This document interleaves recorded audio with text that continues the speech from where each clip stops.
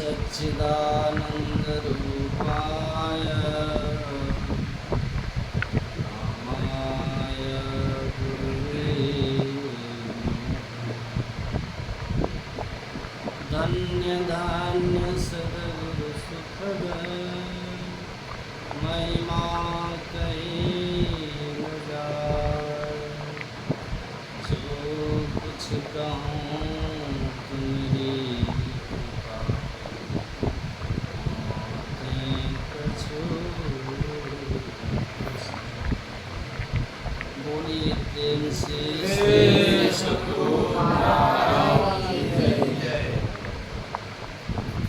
परम वंदनीय अर्चनीय वंदनीय पूज्य महात्मागण के चरणों में नमन। सत्संग प्रेमी महानुभाव, पूजनीय माताओं तथा धर्मशिला भक्ति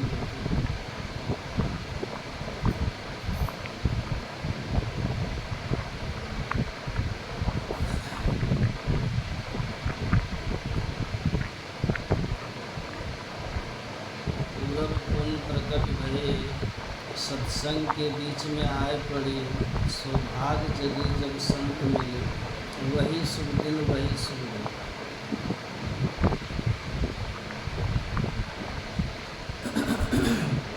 हमारा जो जीवन है, हमारा जो जीवन है वह सत्संग के बिना अधूरा रहता है। और हम सत्संग के बिना अपने कर्तव्य को भी नहीं जान पाते, सत्संग के अभाव में। और कोवा अंधः, शंकराचार्य आदि गुरु शंकराचार्य अपने प्रश्नोत्तरी में वो कहते हैं कोवा अंधः, अंधा कौन है? तो उन्होंने कहा कि सत असत विवेकः, जिसको सत और असत्य का विवेक करने की शक्ति जिनमें नहीं, सत्य असत्य को जानने समझने की शक्ति जिनमें नहीं है, वह अंधा है। जिनकी बुद्धि इतनी विवेकवती नहीं कि वह सत्य असत्य को जान सके।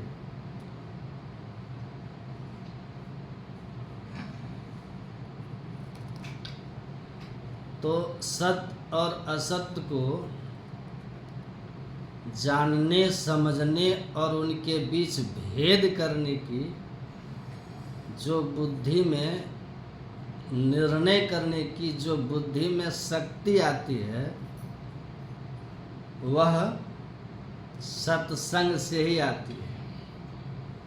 बिनु सत्संग विवेक ना हो। और स्वामी विवेकानंद जी महाराज कहते हैं,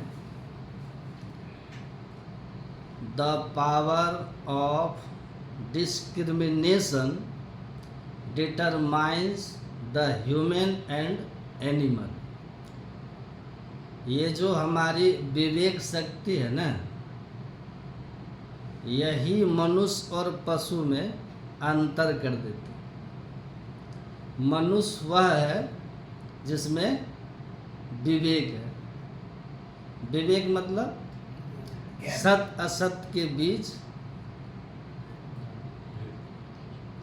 भेद कर सके, रेखा खींच सके, धर्म अधर्म को जो ठीक ठीक जान सके, उसको हम विवेक कहते हैं। कर्तव्य अकर्तव्य का ठीक ठीक निर्धारण कर सके, है ना। ऐसी जिनके पास मेधा है, बुद्धि है, वह मनुष्य है, विवेकानंद जी कहते हैं। और जिनमें ये सामर्थ्य नहीं है वह पशु हैं। तो हम सत्संग के अभाव में, सत्पुरुष के संग के अभाव में, सद्ग्रंथों के ज्ञान के अभाव में मनुष्य शरीर में आकर के भी, बोलिए, ज्ञान और व्यवहार की दृष्टि से पशु हो सकते हैं। तो इसीलिए संतों ने कहा कि द्वे विद्ये वेदितव्ये तु परा अपरा एव च, अर्थात दो विद्याएं आपको पढ़नी है, एक परा विद्या और एक अपरा विद्या। अपरा विद्या मतलब भौतिक विद्या है, विज्ञान कहें इसको। ये जो भौतिक विद्या है ये अपरा विद्या है।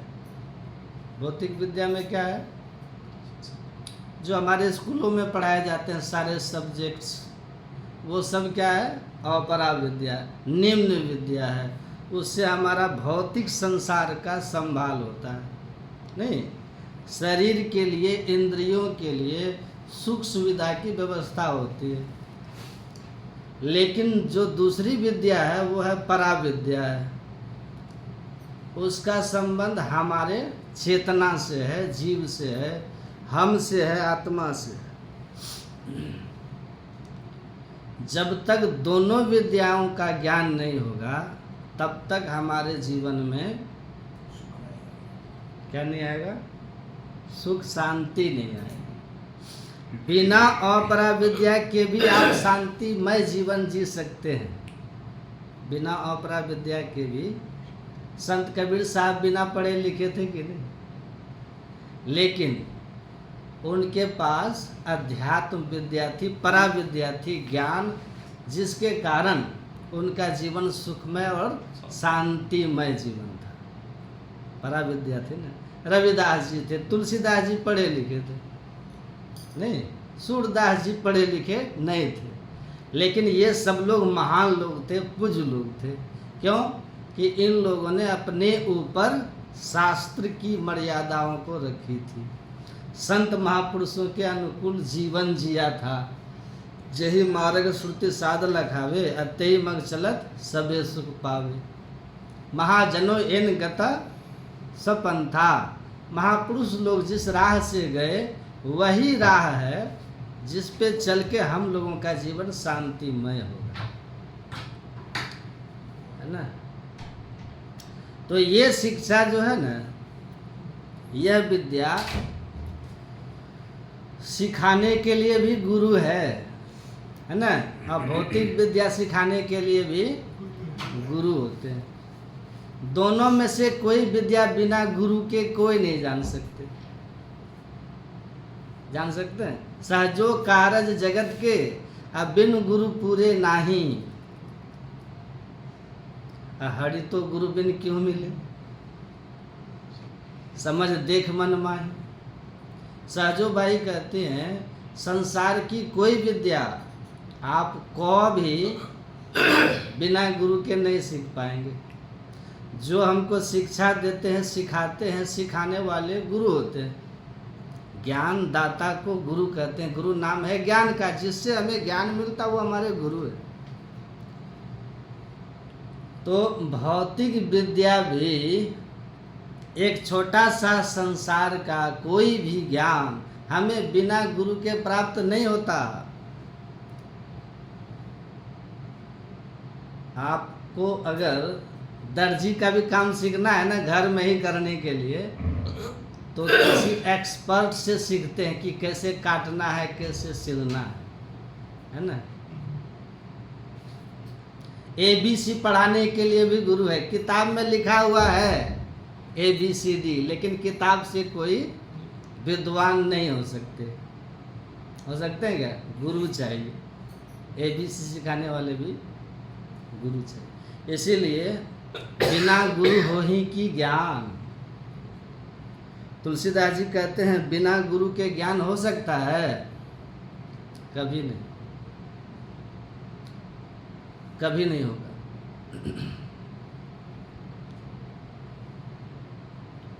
तो जब संसार की कोई विद्या आप बिना गुरु के नहीं जान सकते हैं, तो परमात्मा पाने की जो विद्या है, जो ज्ञान है, बिना गुरु के हो जाएगा। एक प्रोफेसर साहब कह रहे थे कि जीव और ईश्वर के बीच किसी एजेंट की कोई ज़रूरत नहीं है। ये गुरु जो है ना, बीच में वही है, एजेंट बनता है। एजेंट की क्या ज़रूरत है? कोई ज़रूरत नहीं है एजेंट की। अच्छा, आप लोग विचार कीजिए, पुस्तक और उसके बीच, विद्यार्थी के बीच एजेंट की क्या ज़रूरत है? विचार कीजिए, वो भी तो एजेंट ही है ना। कौन सा न्यूटन हो जो सिद्धांत खोज के बता रहे हो? हैं? आप भी तो किताब में न्यूटन का सिद्धांत पढ़ के ही बता रहे हो। तो ग्रंथ में है, पुस्तक में है, लेकिन उस पुस्तक और विद्यार्थी के बीच आप क्या है? कड़ी हैं। उस ज्ञान को आप समझा रहे हैं, नहीं तो समझ ही नहीं पाएगा। पहले तो किताब पढ़ने लायक ही नहीं हो पाएगा, पढ़ेगा तब न समझेगा। और बहुत सी बातें किताबों में ऐसी ऐसी है, पढ़ना आ जाएगा, लेकिन आप पढ़ के समझ नहीं पाओगे, है कि नहीं? तभी तो मास्टर बीच में खड़ा किया जाता है कि इस पुस्तक की चीज़ है, सर ऐसा लिखा है, सर नहीं समझ में आ रहा है। पढ़ तो रहे हैं, समझ में कहाँ आ रहा है? उसको समझाने के लिए भी गुरु चाहिए, है कि नहीं? हर कदम पे गुरु चाहिए। इसी तरह अध्यात्म है, धर्म है, ईश्वर भक्ति है, ये भी बिना गुरु के आप नहीं जान सकते। ग्रंथ में तो है, अर्थ ही नहीं खोज पाओगे। क्या अर्थ है? बड़े भारी भारी विद्वान लोग और फंस जाते हैं, अर्थ समझ नहीं पाते। क्यों? कि उस अर्थ, उस ग्रंथ का जो भाव है, उसको केवल विद्वत्ता के बल पे आप नहीं जान सकते। उसको जानने के लिए साधना का भी बल चाहिए, जो अध्यात्म है, साधना की। रामधारी सिंह दिनकर थे ना, राष्ट्र कवि रामधारी सिंह दिनकर, भागलपुर विश्वविद्यालय के उस समय कुलपति थे। शिवचंद्र सिंह प्रोफेसर साहब थे। उन्होंने कहा कि हम जाएंगे महर्षि में ही आश्रम कुप्पा घाट दर्शन करने, महर्षि में ही परमहंस जी का।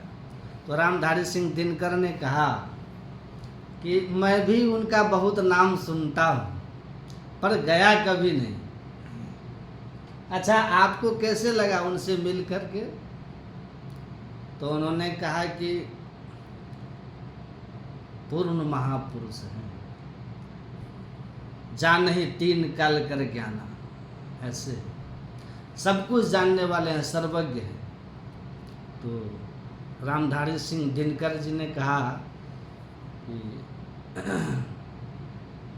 मैं 7 प्रश्न लिख करके रख लेता हूँ, इन 7 प्रश्नों का जवाब अगर वे दे दिए, शास्त्र के प्रश्न थे वो, शास्त्रों के, वेद उपनिषद के प्रश्न थे वो, अगर वे दे देंगे महर्षि जी, तो मैं मान लूँगा कि वे अनुभव ज्ञानी हैं, संत हैं, पूर्ण हैं। कहा कि लिख लीजिए, चलिए। उन्हीं के कार में बैठ करके दोनों आदमी गुरु महाराज के दर्शनार्थ आए। आकर के प्रणाम करके बैठे, गुरु महाराज जी को बताए कि ये राष्ट्र कवि रामधारी सिंह दिनकर वीसी हैं। तो गुरु महाराज जी ने कहा इन्हें कुर्सी दिया जाए, बैठेंगे। बैठे गुरु महाराज जी, बैठे और बैठ करके एक एक करके बिना पूछे, बात ही बात में serial by, 1 number 2 number 3 number जैसे वो प्रश्न लिखे थे, उस तरह से रामधारी सिंह दिनकर के 7 प्रश्न को गुरु महाराज ने एक एक करके बातचीत के क्रम में साफ साफ समझा दिया। और जैसे प्रश्न बोलते थे गुरु महाराज अर्थ करते थे, रामधारी सिंह दिनकर अपने पड़ोसी का पैर दबाते थे कि अरे कमाल हो गया, 7 प्रश्न बता दिए। तो रामधारी सिंह दिनकर बीत गई पर बीत न पाई, उस पुस्तक में उनकी वाणी है रामधारी सिंह दिनकर की। वो कहते हैं भारत की आत्मा राजेंद्र प्रसाद के जो सलाहकार थे ना, राजनीतिक सलाहकार, उनसे वो कह रहे हैं कि भारत की आत्मा भारत के संसद में नहीं है, दिल्ली में नहीं है, महर्षि में ही परमहंस जैसे महापुरुषों के सिद्ध पीठ में बसता है, वहाँ भारत की आत्मा है। ये केवल कृषि प्रधान देश नहीं है, यह ऋषि प्रधान देश भी है। तो वो कहते थे प्रोफेसर साहब गुरु महाराज से जा कर के एक दिन कि हुजूर कबीर साहब की वाणी हम लोग पढ़ाते हैं, जो लिखा हुआ है वही पढ़ाते हैं, पढ़ा तो देते हैं हुजूर, लेकिन खुद ही संतुष्ट नहीं हो पाते हैं कि जो अर्थ बताए विद्यार्थियों को सही है। तब गुरु महाराज जी ने कहा क्या पढ़ाते हैं? तो कहा यही कबीर साहब की वाणी है, डुबकी मारी समुद्र में निकसा जाए आकाश, गगन मंडल में घर किया हीरा पाया दास। तब गुरु महाराज जी कहते हैं कि क्या नहीं समझते हैं? तो उन्होंने कहा महाराज यही कि डुबकी मारी समुद्र में कोई डुबकी मारेगा तो नीचे न जाएगा, क्या आकाश में निकल जाएगा? डुबकी मार के लोग नीचे जाते हैं। कबीर साहब कहते हैं निकसा जाए आकाश, अब फिर कहते गगन मंडल में घर किया हीरा पाया दास। तो गगन मंडल में घर किया, आकाश में कौन घर बनाता है हुजूर? घर तो धरती पे बनेगा। ऐसा करने पर हीरा पाया दास। तब गुरु महाराज जी ने कहा कि कबीर साहब कौन से समुद्र में डुबकी मारे थे? यही बाहर वाला है, बाहर वाला समुद्र में डुबकी मारोगे नीचे जाओगे। कबीर साहब ने बाहर के समुद्र में डुबकी मारने की बात नहीं कही। कबीर साहब कहते कबीर काया समुद्र है, अंत न पावे कोई, मृतक होके जो रहे मानिक पर के सोए। मैं मर जीवा समुद्र का डुबकी मारी एक, मुट्ठी लाया ज्ञान का जाम वस्तु अनेक। तब गुरु महाराज जी कहे कि शरीर रूपी समुद्र में कबीर साहब डुबकी मारे। ये डुबकी मारने की युक्ति गुरु से सीखनी पड़ती है। और जब शरीर रूपी समुद्र में डुबकी मारोगे तो डुबकी मारने के लिए बहिर्मुख से अंतर्मुखी होना होगा। श्री गुरु पदनख मणिगण ज्योति सुमिरत दिव्य दृष्टि ये होती। उगरहि विमल विलोचन ही के मिटहि दोष दुख भव रजनी के, सूझहि राम चरित मणि मानिक, गुप्त प्रकट जहाँ जो जही खानिक। यथा सुवंजन आंज दृढ़ साधक सिद्ध सुजान, कौतुक देखहि शैल बन भूतल भूरी निधान। गुरु महाराज जी ने कहा अपने अंदर में इस तरह डुबकी मारनी है। अभी पाठ में सुने ना, एक मंत्र का जप करके मन को स्थिर करके फिर उस मंत्र से संबंधित इष्ट रूप का ध्यान करके इन 2 क्रियाओं से मन को शुद्ध कर लेते हैं। इनका प्रथम अभ्यास कर शुद्ध करना चाहिए। चित्त की शुद्धि होती है, मन की शुद्धि होती है। रजोगुण तमोगुण की जो प्रवृत्तियां हैं जिसके कारण नींद, आलस, भय, मैथुन और काम, क्रोध, लोभ, मोह, मद, मात्सर्य, ईर्ष्या, द्वेष, ये संसारिक वस्तुओं की कामना प्रबल होकर के हमेशा हम बस एकदम परेशान होते रहते हैं। इन दोनों प्रवृत्तियों से, दोनों गुणों के प्रवृत्तियों से ऊपर उठना होता है। ये होता मानस जप से। इसके लिए गुरु प्रदत्त मंत्र का खूब दृढ़ता से जप करना होता है। अति पावन गुरु मंत्र मन ही मन जाप। सप्तकोटि महामंत्राश्चित विभ्रंशकार का एक एवं महामंत्र गुरु ऋत्रक्षद्वयम्। भगवान शिव कहते 7 करोड़ तरह के मंत्र हैं, भगवान के नाम हैं, सब चित्त को भ्रमित करने वाले हैं। गुरु प्रदत्त जो मंत्र होता है ना, वही मंत्र हमारे लिए कल्याणकारक होता है। जो भगवान का नाम गुरु बता दे, ईश्वर वाचक जिस शब्द को गुरु बताए, उस मंत्र को खूब श्रद्धा से जपना चाहिए।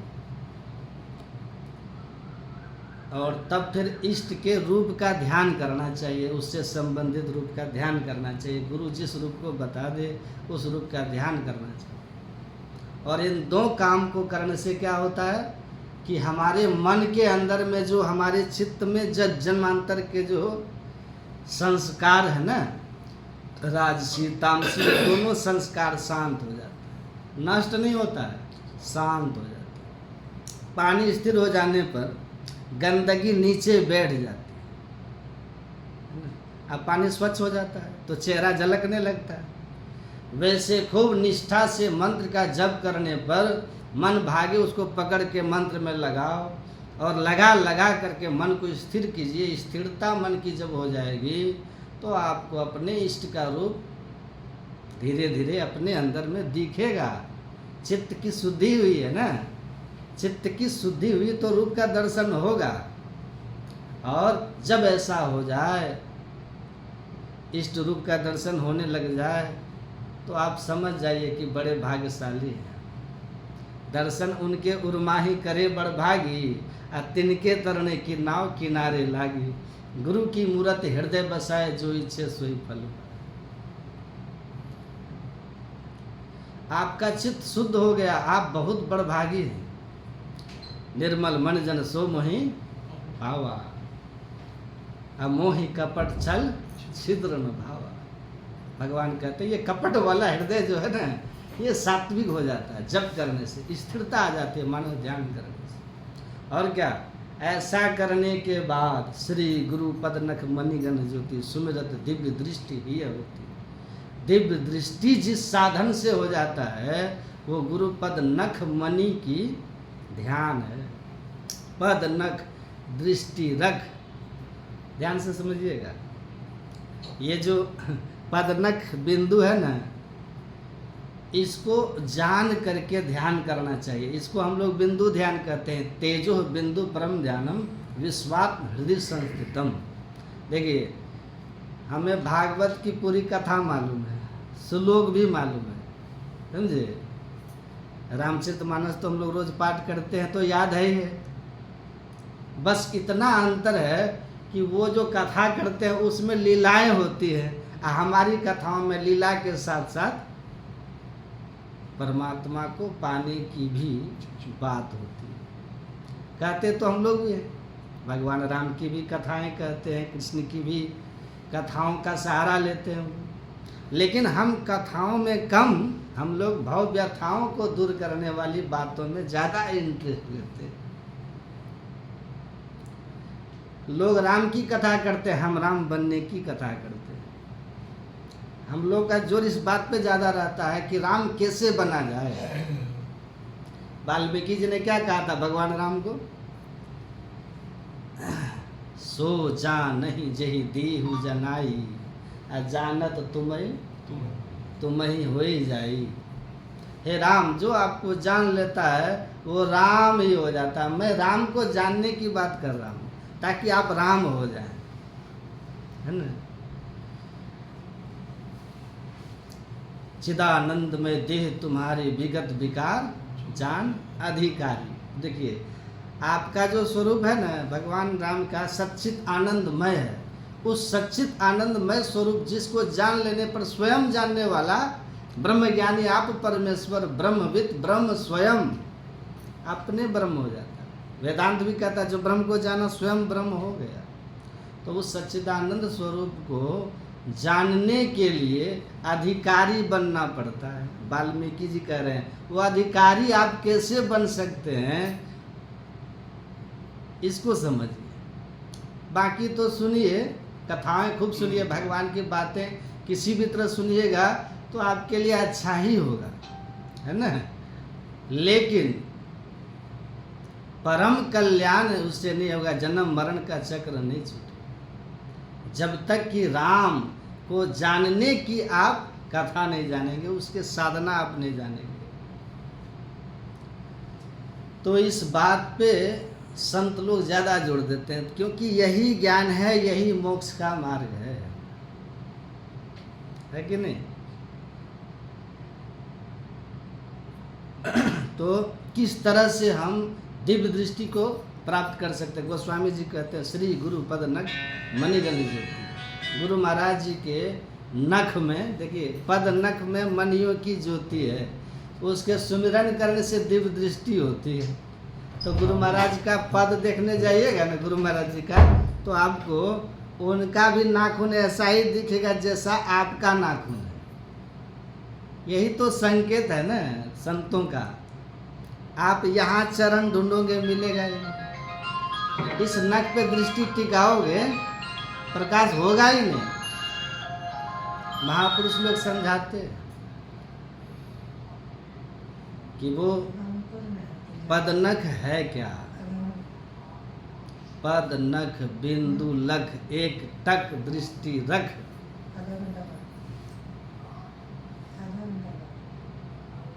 ये हमारे अंदर में प्रकाश मंडल पद तुम्हारे में पड़ा भवकूप में। आप अपने अंदर में परमात्मा के ज्योति रूप का दर्शन करना अगर चाहते हैं, दिव्य दृष्टि प्राप्त करना चाहते हैं, तो आपको बिंदु रूपी नख पर दृष्टि टिकानी होगी। तेजो बिंदु परम ध्यानम विश्वात हृदय संस्थितम, सुषुम्ना में दृष्टि केंद्रित करनी होगी, न कि नख में। ये असली भेद है।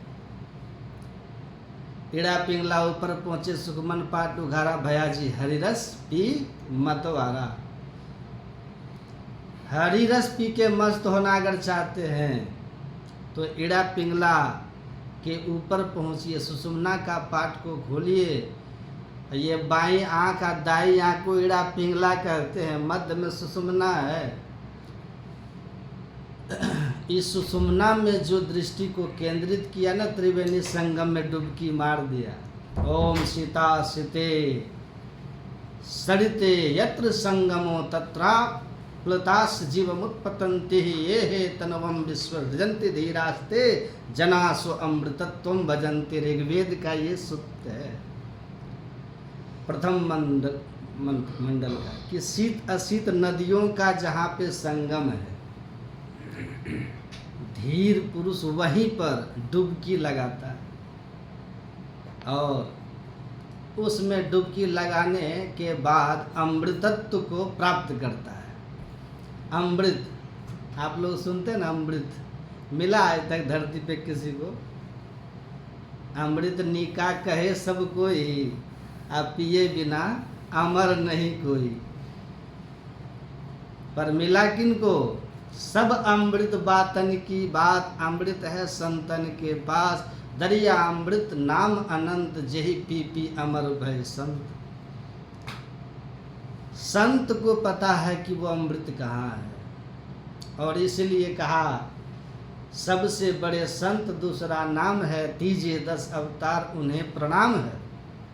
10 अवतार भी आए न तो संत के शरण में शिक्षा लेने गए, सब गए। भगवान राम और कृष्ण भी गए, गुरु गृह गए पढ़न रघुराई, अल्पकाल विद्या सब पाई। भगवान भी धरती पे आए तो गुरु की मर्यादाओं को रखा कि नहीं? भगवान श्री कृष्ण भी गए। देखिए भगवान राम के भी 2 गुरु हैं, एक विश्वामित्र हैं जिन्होंने उनको भौतिक विद्याएं दी हैं, अस्त्र शस्त्र की शिक्षाएं दी है, दिव्यास्त्र दिए हैं, और एक महर्षि वशिष्ठ जी हैं जिन्होंने उनको अध्यात्म ज्ञान भी दिया है। पूरा योग वासिष्ठ भगवान श्री राम को योग विद्या ही तो सिखाए। भगवान श्री कृष्ण भी संदीपनी मुनि उनके भौतिक विद्या के गुरु हैं, और महाराज गर्गाचार्य जी उनके अध्यात्म विद्या के गुरु हैं। 2 गुरु हैं, एक समझ लीजिए स्कूल के गुरु हैं और दूसरे ध्यान साधना बताने वाले गुरु हैं। तो इस संसार में आकर के उन लोगों ने भी गुरु किया, उनसे सीखा, साधना की। तो सबसे बड़े संत इसीलिए कहा कि वो हमको परमात्मा से मिलाते हैं। संशय समन दमन दुख सुख निधान हरि एक, असंत कृपा बिनु नहीं मिले नहीं करिए जतन अनेक। तुलसीदास जी कहते हैं बिना संत की कृपा के परमात्मा नहीं मिलते हैं। अब मोहि भाव भरोसा हनुमंता, अब बिनु हरि कृपा मिल ही नहीं संता। हरि की कृपा होती है तो संत मिलते हैं, और संत की कृपा होती है तब हरि का प्रत्यक्ष अनुभव होता है। ऐसे कबीर साहब नहीं कह दिए कि गुरु गोविंद है दो खड़े तजिका को लागू पाँव, अब बलिहारी गुरु आपनो जो गोविंद दियो बताए। वेदांत के बहुत बड़े ज्ञानी है ना, उजुना अखाड़े के जो आचार्य महामंडलेश्वर है, स्वामी अवधेशानंद गिरी नाम सुने होंगे, वो प्रवचन में बोले थे भैया भारत में कबीर को नहीं बोलोगे तो प्रवचन पूरा ही नहीं होगा क्योंकि कबीर एकदम से सहज होके बोलते हैं, कबीर सटीक बोलते हैं, नहीं ऑब्जर्वेशन है कबीर साहब का। बड़ा हुआ तो क्या हुआ जैसे पेड़ खजूर, पंथी को छाया नहीं फल लागे अति दूर। ऐसी सोच किनके पास है बताइए, ऐसा सटीक उदाहरण किनके पास है कि बड़ा हुआ तो क्या हुआ जैसे पेड़ खजूर। तुम खूब अमीर आदमी है, खूब ज्ञानी आदमी है, पर समाज के लिए तुम कुछ भी नहीं है तो तुम सामाजिक प्राणी ही नहीं। समाज को तुम्हारे ज्ञान से, तुम्हारे धन से, तुम्हारे पद से अगर लाभ नहीं हुआ है तो तुम्हारा बड़ा होना कोई मतलब नहीं रखता। वो खजूर के पेड़ के तरफ बहुत लंबे हो न राहगीर को छाया देते हो, न फल इतना दूर लगता है कि कोई चढ़ के तोड़ ले।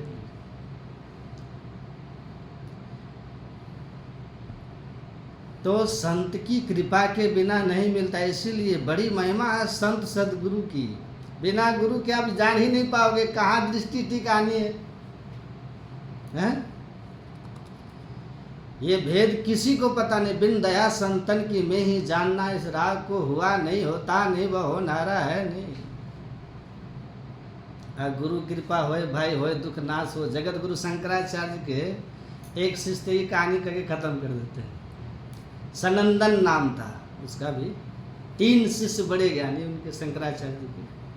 सुरेश्वराचार्य जी थे, तोटकाचार्य जी थे, और तो मंडन मिश्र जिनको कहते थे उनका नाम सुरेश्वराचार्य पड़ा था। और भी शिष्य थे, सब बड़े पढ़े लिखे, बड़े विद्वान। और उनको शंकराचार्य जी अद्वैत वेदांत पढ़ाते थे दोनों को। सब शिष्यों को बैठा करके अलकनंदा नदी के तट पर सबको पढ़ा रहे हैं। अलकनंदा का जल इतना ठंडा है ना, बद्रिकाश्रम से होके जाती है।